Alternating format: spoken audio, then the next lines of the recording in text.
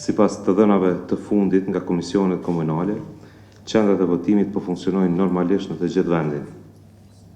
Në dhomën operative jemi duke pranuar vazhdimisht raportime të ndryshme nga qendrat e votimit dhe duke u mbështetur në natyrën e këtyre raportimeve, të cilat janë kryesisht çështje teknike, procesi zgjedhor po zhvillohet qetë dhe pa asnjë pengesë që do të mund të cënonte mbarvajtjen e rregullt të këtij procesi zgjedhor.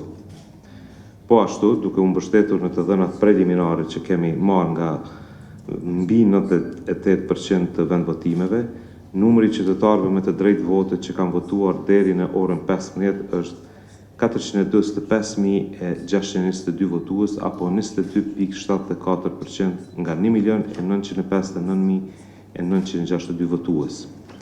Deri në të njëjtën kohë, në zgjedhjet për kuvendin e Kosovës, të mbajtura me 28 dhjetor 2025 kishin votuar 29.29% apo 585.635 votues nga 1.999.204 votues. Siç e shihni edhe nga platforma, rezultatet vetëm dalja është duke u paraqitur në kohë reale dhe përderisa i marrim të gjitha të dhënat dhe mund t'i referoheni në vazhdimsi.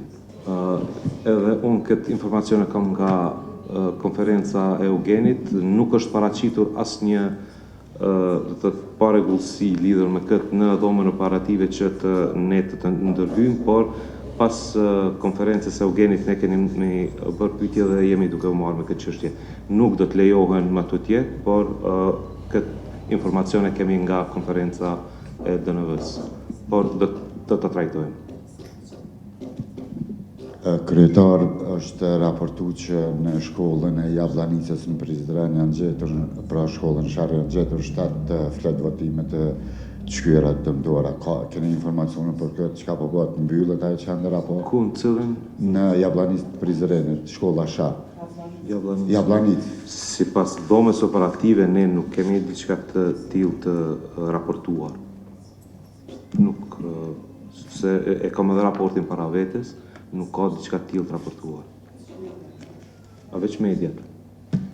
Tek ne dhoma operative janë të angazhuar, thash në konferencën e parë, edhe policia, edhe prokuroria, pra çdo gjë raportohet në dhomë operative, edhe stafi jonë është në komunikim të vazhdueshëm me të gjitha komunat. Kjo çka e thoni nuk është raportuar. Kryesues nga DNV-ja po ashtu sot është raportu që ngjyra do thotë tek ishtrinjeve është duke u fshirë. Sa paraqet kjo problem? Unë për veti mu nuk po ka fshi edhe pse kom tentu, të them drejten.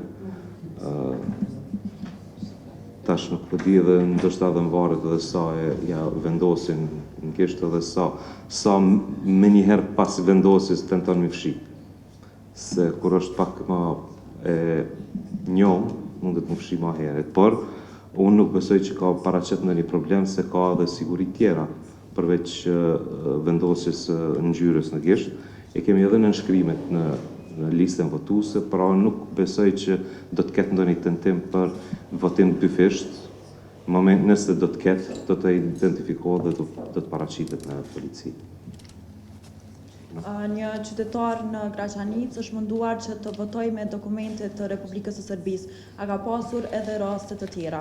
Kemi ndëgjuar për këtë, ka ndodhur edhe në veri, një rast apo dy, nuk janë lejuar, por nuk është që është paraqitur në dhomën, por do të thotë stafin nuk i ka lejuar me votu. Së bën veç edhe një pyetje. Edhe pak më herët është raportuar edhe tek një tetori, një qytetar që ka dëmtuar flet votimin, është shoqëruar në polici.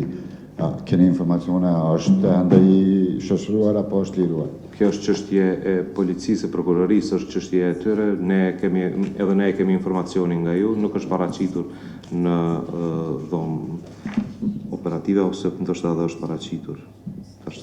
Por kjo është çështje e policisë dhe prokurorisë.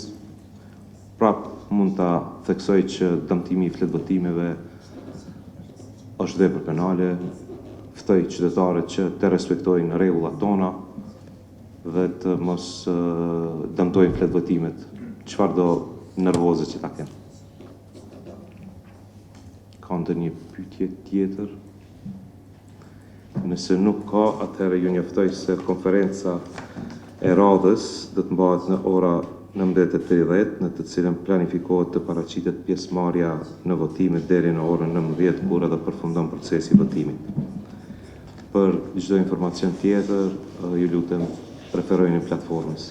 Faleminderit.